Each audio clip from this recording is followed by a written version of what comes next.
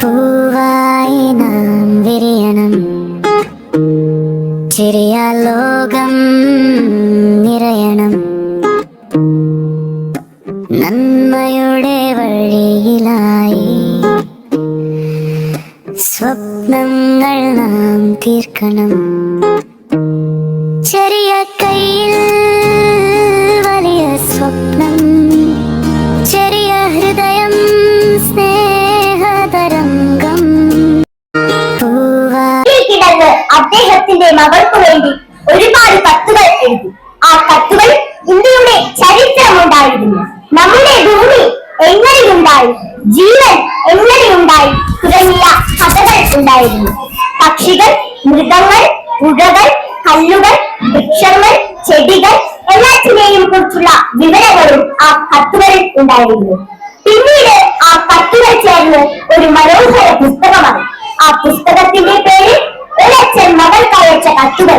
ആ പുസ്തകം എഴുതിയത് ഇന്ത്യയുടെ പ്രഥമ പ്രധാനമന്ത്രി പണ്ഡിറ്റ് ജവഹർലാൽ നെഹ്റു, നമ്മുടെ പ്രിയപ്പെട്ട ചാച്ചാജി. നവംബർ 14 ചാച്ചാജിയുടെ ജന്മദിനം, ശിശുദിനം. അതെ, ചാച്ചാജി ഒരു മികച്ച ഗ്രന്ഥകർത്താവാണ്, മികച്ച പ്രാസംഗികനാണ്, ഇന്ത്യ കണ്ട എക്കാലത്തെയും മികച്ച പ്രധാനമന്ത്രി, നവഭാരത ശില്പി, ലോക നേതാവ് എന്നിങ്ങനെ അദ്ദേഹത്തിനുള്ള ഭേദക്കുറികൾ ഒട്ടനവധിയാണ്. എന്തുകൊണ്ടാണ് അദ്ദേഹത്തിന്റെ ജന്മദിനം ശിശുദിനമായി ആഘോഷിക്കുന്നത്? ഒരിക്കലെങ്കിലും ചിന്തിച്ചിട്ടുണ്ടോ? സ്വാതന്ത്ര്യം ലഭിച്ച ഇന്ത്യയിലെ 90% ജനതയ്ക്കും സ്വന്തം പേരെഴുതി ഒപ്പിടാൻ അറിയില്ല. അങ്ങനെയുള്ള ഒരു ജനതയുമായി എങ്ങനെ മുന്നോട്ട് പോകും എന്ന ആശങ്ക ഗാന്ധിജിക്കുണ്ടായിരുന്നു. ഭാരതത്തിലെ കുട്ടികളെ എനിക്ക് തരും, അവരിൽ എനിക്ക് വിശ്വാസമുണ്ട്, അവരെ ഞാൻ സ്നേഹിക്കുന്നു.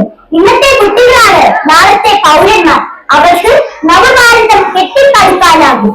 ചാച്ചാജിയുടെ ഈ വാക്കുകൾ ഗാന്ധിജിക്ക് ആശ്വാസമേകി.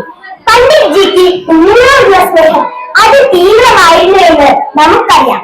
എനിക്ക് മുതിർന്നവർക്കായി ചിലവഴിക്കാൻ സമയമില്ലായിരിക്കാം, പക്ഷെ എനിക്ക് കുട്ടികൾക്കായി വേണ്ടത്ര സമയമുണ്ട്. കുഞ്ഞുങ്ങളോടുള്ള അദ്ദേഹത്തിന്റെ അടങ്ങാത്ത ഇഷ്ടമാണ് ഈ വരികളിൽ തെളിയുന്നത്.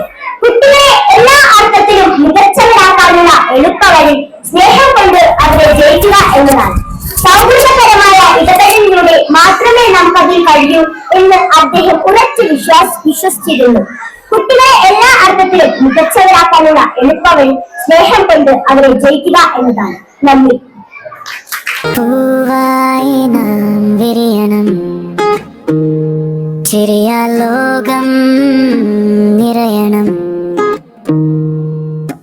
നന്മയുടെ വഴിയിലായി സ്വപ്നങ്ങൾ നാം തീർക്കണം.